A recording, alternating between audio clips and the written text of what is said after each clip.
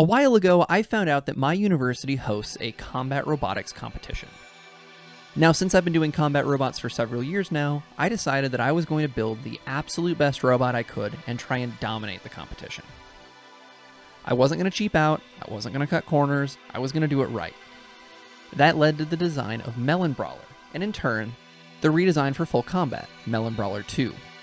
I'm Caden here with Kepler Electronics. Let me show you how it went. Let's start with a brief description of the competition being held at my university because it's a little weird. This competition was a 3-pound open air competition. By open air, I mean this competition wasn't held in a protective box like most standard combat competitions. However, everything would still be super safe because robots weren't allowed any damaging weapons, instead focusing on lifting and pushing opponents off of a raised platform to score points. Don't worry, if you're only here for the carnage, later on in this video, I'll be going over Melon Brawler 2, which has to deal with spinners and other active weapons, and I'll be showing some fights from that, so stay tuned. I would still need an active weapon to comply with the rules because it is a Sportsman class after all, which meant that a simple wedge setup, well effective, wouldn't be allowed, and I need to do something a little bit more complicated. My first swing at this design was relatively simple. 4 wheels, a big pokey lifter up front, and a bunch of passive forks on either side of the lifter. The chassis would be printed from 3 separate parts, the main frame, which was this big ring shape, and the 2 lifter supports. These would bolt into the frame here for rigidity, and the lids would be attached to the use of standoffs pressed into the frame. This would provide a direct connection between the top and bottom lids with the chassis sandwich between. With all that out of the way, let's talk about materials. I'd be printing all the frame components and lids out of PLA plastic. While PLA does have a tendency to explode in full combat scenarios, as seen in Blast Wave 4, I wouldn't need to worry about that with the relatively low damage inherent in the open-air Sportsman class. The forks likewise didn't have to be absurdly durable, so they'd just be water-jet aluminum. Let's take a quick look at the lifter design. Here I'm using a Dartbox HR gear motor which outputs about 21 inch-pounds of force. This runs through a short go-build-a-gear train with a ratio of 3.2 to 1, and since the fork is just under 8 inches long, it should be able to lift about 8 pounds in theory. The active fork itself would have a small needle roller bearing pressed into it, which would ride along a shoulder bolt being used as a dead shaft. The fork would be bolted to this aluminum gear for that additional reduction I talked about earlier, but 2 of the screws attaching the gear to the fork would be slightly longer. These longer screws would tap the limit switches, which prevent the fork from moving too far back and damaging something on the robot. Both of these limit switches would be plugged into a Robot Power Wasp ESC, which is a small, high current speed controller which features built-in limit switch stops. So the transmitter I selected for this project was the Spectrum DX6E. Now, I don't necessarily know if I recommend this transmitter as it is extremely expensive for what you get, but one of the things you do get that not many other transmitters have is the ability to change your throttle gimbal. So, by default, most throttles are like this, where moving it will stay in place. However, that's not exactly ideal for a lifter. It's perfect for a spinner or something like that, but for a lifter, I would like to be able to aim it and leave it in that position. The Spectrum has this little switch on the back, which I can adjust, and what that allows me to do is make the throttle be springy like I want it to be. So now I can tell the lifter, move down, stop, and it will stay there. This is perfect, and the only transmitter in my collection that has this feature.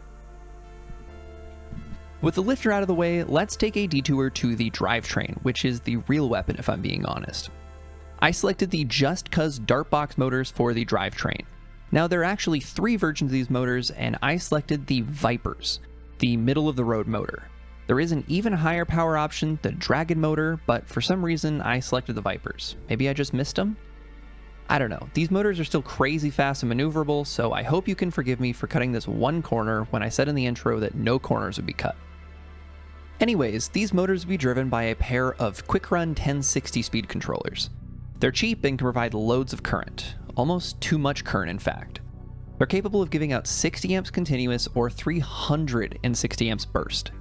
In fact, I actually pulled these controllers out of Melon Brawler to run a 30-pound scale motor on a mining robot test stand for my senior design class, and these things did so without even breaking a sweat.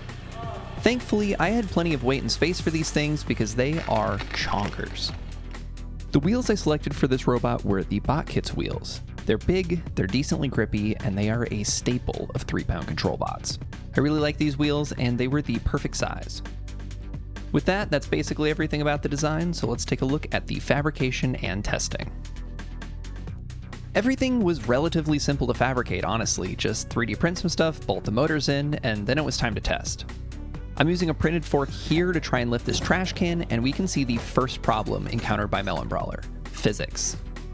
See, while the lifter is able to rotate, the path of least resistance is not to lift the trash can, it's to pivot the body. What I needed was some sort of hard-mounted fork out here which would contact the ground and prevent the bot from flipping like that.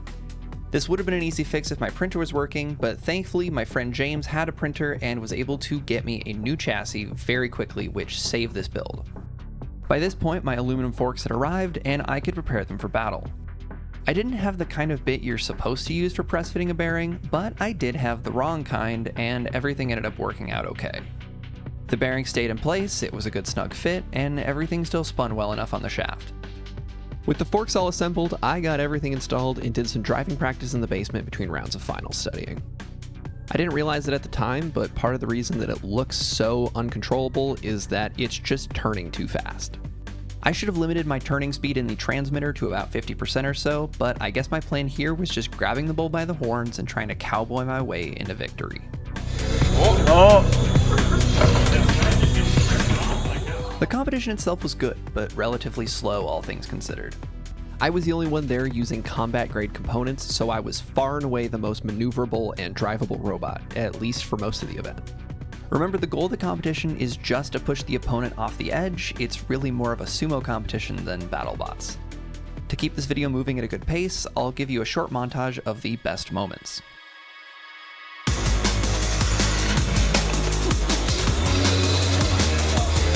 Oh!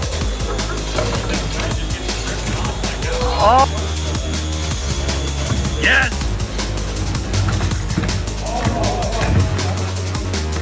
Don't flip him over. Alright, there we go. Leave him alone. Leave him alone. Yes! Easy. Oh! Catastrophic failure. Let's talk about my main issue with this competition. I kept fighting the bot the whole time, and not in the positive, too much power for my own good cowboy way I alluded to earlier. No, I mean the robot had a mind of its own. Mysteriously, once I got into the room where the competition was held, the robot would just randomly accelerate on its own, sending itself off the stage a few times. When I took the robot apart to try and see if there was a short or something, I accidentally tore the wires from both drive motors on the left side. Now, in hindsight, I could have used hot glue as a strain relief to prevent this from happening, but for some reason I just didn't. I don't think I'd ever done it on any of my other bots either, but you can bet I'll be doing it everywhere from now on. Since I didn't want to get in trouble for bringing a soldering iron to the shiny new ballroom where the event was being held, I had to crab walk everywhere for the back half of the event. I actually think I got pretty decent at it, so at least there's a silver lining to accidentally nerfing my own bot's mobility. At the end of the day, I ended up winning the event, even after killing my own mobility. The prize money didn't quite pay for the bot, but that's the game you pay for glory. And the giant check is cool too. It's just sad the robot didn't behave as desired. Well, I'm pretty sure now this was due to radio interference from the motor brushes. I had no idea what the cause was immediately after the event. During all my practice before the event and all my testing after, this issue never cropped up. I wouldn't figure this out until Melon Brawler 2 about 8 months later. However, I had tasted victory, I had conquered my university, and next on my list, I was going to conquer the Midwest.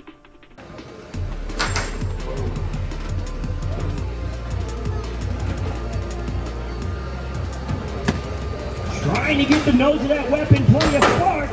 Both rocks are out. Don't forget if they go over ahead. Melon Brawler 2 would take everything that I learned from Melon Brawler 1 and put it into a much sturdier chassis.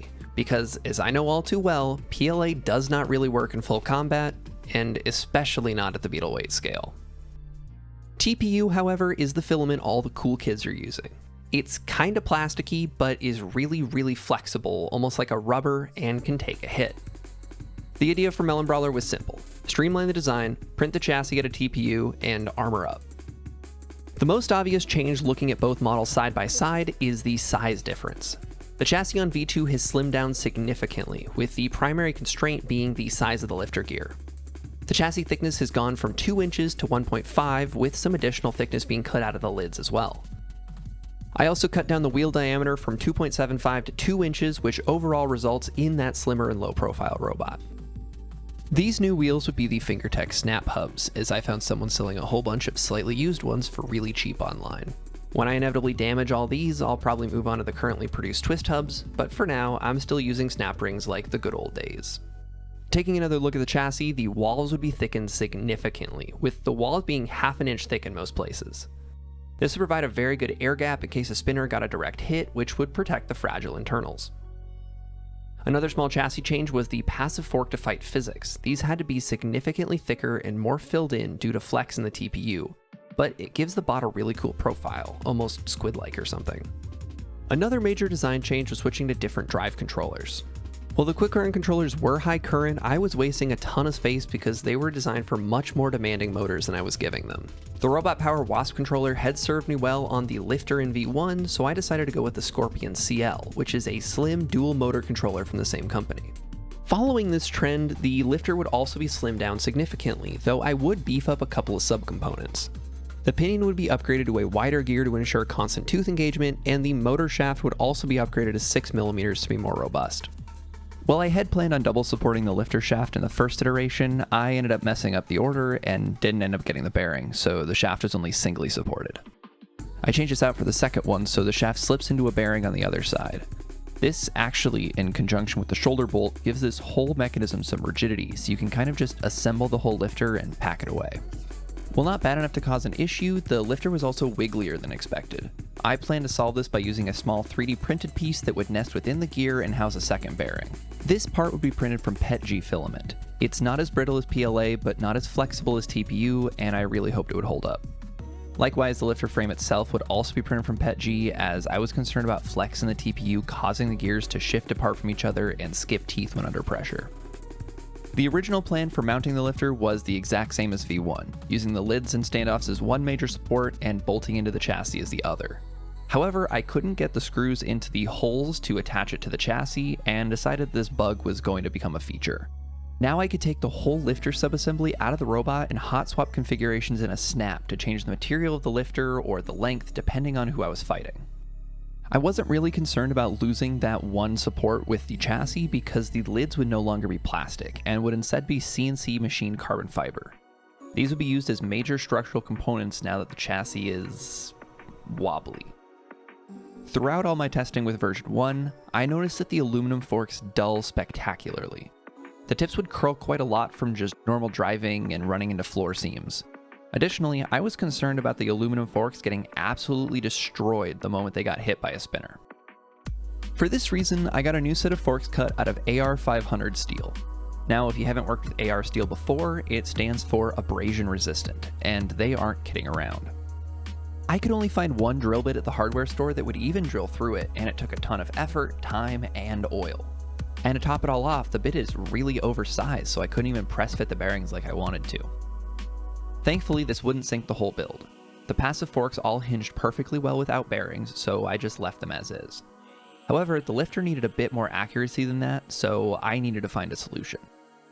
Thankfully, the little plastic hub from earlier incorporated a bearing, so while it wasn't the perfect solution, it was good enough to work. And with that, Melon Brawler 2 was pretty much done. I did have a wedge configuration, which I didn't end up needing to use just because no horizontal spinners actually applied for the competition. And it is just kind of boring, so I don't really want to talk about it. It's a D2 kit wedge with a really, really short lifter fork behind it. It's pretty boring and not worth writing home about. I also got rid of all the limit switches because they stopped working.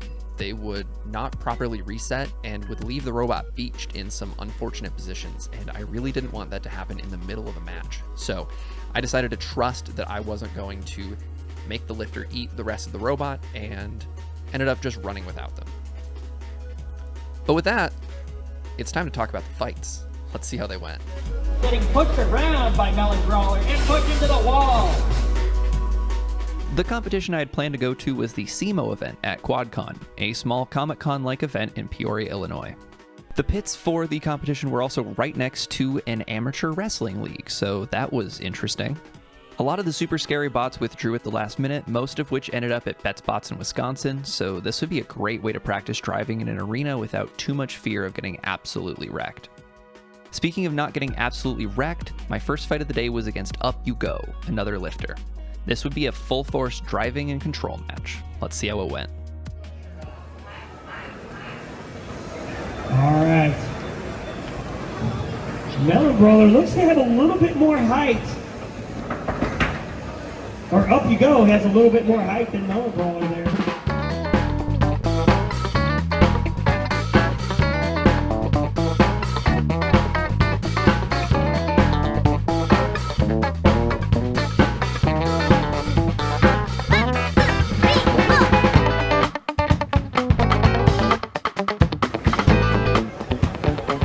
Up You Go, over on his head. Uh-oh. Up You Go will have to flip over unless he makes contact, then we start count out. And looks like battery's going dead. I can't help that. All right. In. I need to see movement as long as there's. Let's talk about this match. First off, driving was super difficult with the forks. I knew it wouldn't be easy, but here I was getting stuck constantly. And secondly, the robot just turned way too fast.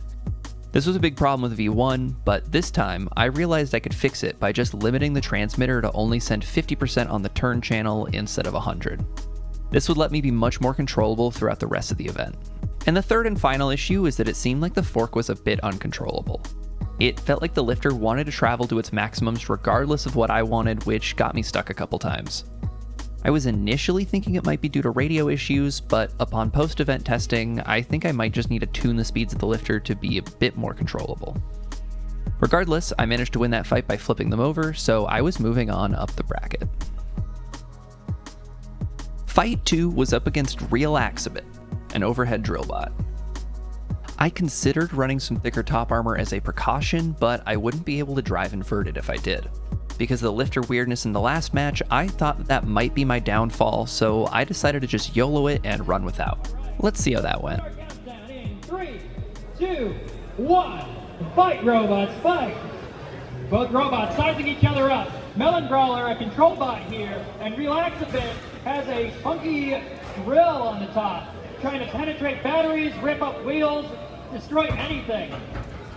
Melon Brawler gets stuck on his back. Oh, getting a flip in on Relaxabit.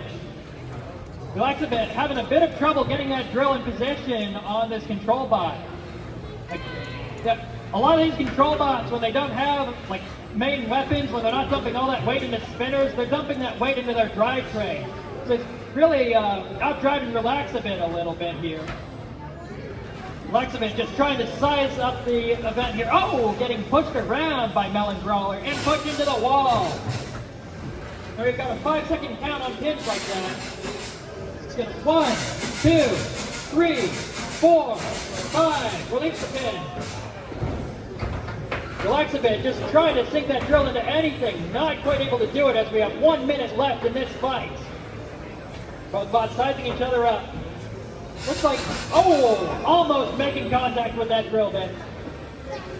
Relaxabit having trouble getting underneath Melon Brawler, so it can't really sink that drill in too deep. So it can only go a couple, just a little bit. Oh, and another hit on the wall. 1, 2, 3, 4. And a release. Uh-oh. Is he stuck? No, he makes it free. 30 seconds left in this match. Melon Brawler scoring big points with the judges for that control there. Relaxabit just trying to put any scratches on this chassis, not quite able to do it. Oh, we got a little pirouette going on. And Melon Brawler into the wall now. We have 10, 9, 8, 7, 6, 5, 4, 3. With the turning issue sorted, I was a lot more controllable. I was also significantly lower with my forks, so I could pretty easily get under him. I also managed to avoid any major drill attacks with cool moves like this, and managed to win the fight on control.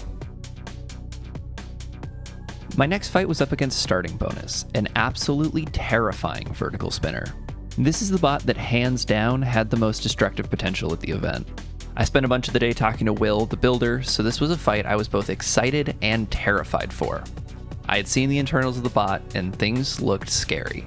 My plan going in was to just control the match and maybe get a couple flips because he'd be in a suboptimal position. Let's see how my plan worked out. 3, 2, 1, fight, robots, fight!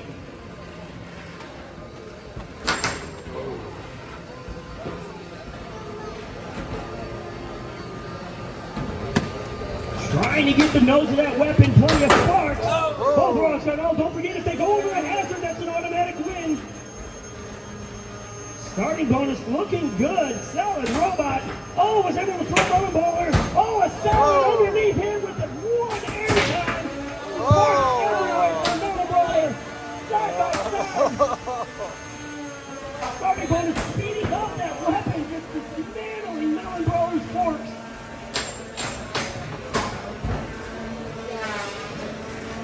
Carnage everywhere as we got pieces. Melon Brawler not knowing what to do as he stands in on the fork. Oh, we've lost the wheel. Almost able to do the thing, but still plenty of movement. He's able to separate. Starting bonus just taking pieces off of Melon Brawler one by one as he puts them in the corner. Oh, not backing down, just a brutal attack by starting bonus. He can't tap out, but he's choosing to hang in there. Starting bonus says, give me some more of that wheel. Oh, he's up on the side. He could be the thing in 10, 9, 8, 7, 6, 5, 4. Oh, neither. Stand by. Okay, so a little bit of clarification on the ending there. I thought I was going to get counted out because I got stuck on the wall, but the fight was actually stopped because he got propped up on one of my wheels, which would have resulted in an unstick. I ended up tapping out because it was pretty obvious at that point who won, and it really wasn't worth the hassle of getting both bots unstuck. Going back to the start, this fight was actually going my way, at least until the lifter did as it does and propped the bot up, teeing Melon Brawler to get completely roughed. I managed to keep in the fight for a pretty long time, even managing to drive on two wheels for a good chunk of it, but it was a losing battle. I may have lost the fight, but I did get a ton of great data from this. For starters, the bot is extremely robust. Look at these two hits. Just nasty. Another thing that I'm going to need to do is beef up the passive fork mounts, as the shoulder bolts tore directly out of the holes. And while PETG is less brittle than PLA, it does have its limits. I'll need to print this out of TPU or maybe nylon if I want to prevent a complete explosion again. The bot looks really bad, but this is all recoverable. I lost a couple motor shafts and shattered some gears, but those can all be replaced pretty easily. The carbon fiber lids took a big pounding, but they were still good enough to go into my next fight. I just had to be careful of splinters. The forks are pretty mangled, but I think I can probably just grind them down again and be fine. The chassis is pretty bad, but aside from the fork mounts, it's still perfectly intact. It didn't end in flames or a battery fire, so I'm considering this a win, even if I lost. However, while all of this was recoverable, it wouldn't be quick. Thankfully, I had printed a spare chassis and populated it with the spare drive setup, so it was simply a matter of swapping over to the power switch, receiver, and throwing it into the arena. I did also get a good picture of Starting Bonus's frame rails after the event. I had managed to spear through some of his armor and take some notches out of the rails with my forks, which I really don't know how I managed, but somehow I did. With the loss against Starting Bonus, I was now in the loser's bracket, so I'd fight Up You Go for the second time that day. Let's see how that went.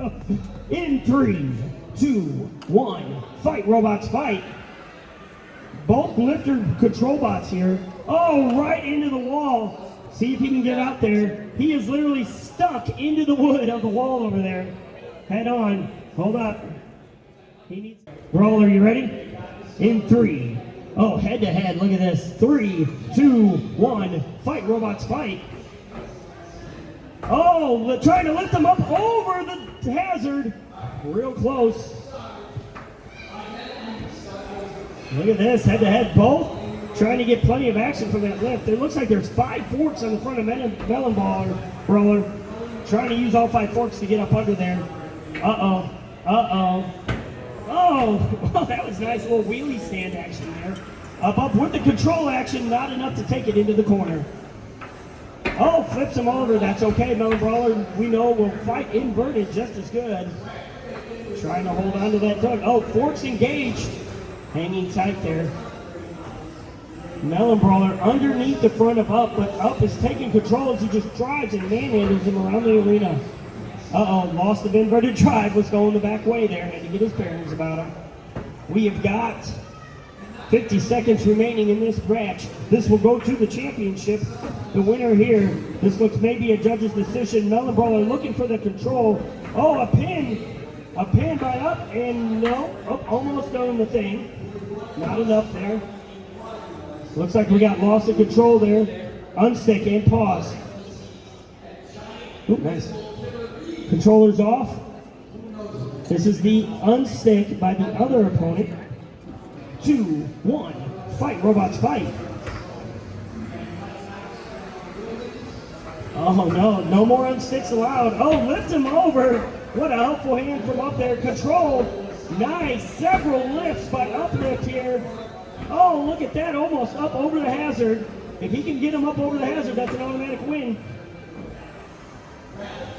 Using that scoop wipe in 5, 4, 3, 2, 1, stop. Right where you are, stop. Controls off. This fight contained the single worst interference I have ever experienced in a robot fight. Something about the new electronics was causing a ton of problems, and I was stuttering like crazy. You can see moments like this where the robot just rocks back and forth, and not to mention this moment where Melon Brawler just buries itself in the wall. I lost this judge's decision pretty handily for obvious reasons and the lack of control. Here's some desk footage of the robot stuttering so you can get a better look. It gets particularly bad when the lids are on and everything's all packed together. I have solved this problem, but I'll come back to that later. In any case, let's wrap up the event. With this loss, I was knocked out of the losers bracket with a final record of 2-2. With the field being extremely small due to half the competitors dropping out, that was enough to net me the 3rd place trophy. Besides all the interference and lifter control issues, I was super happy with how the bot performed. I took some nasty hits and survived, I did some good driving to escape pins, and was able to use the lifter to effectively immobilize another bot. All in all, a good competition.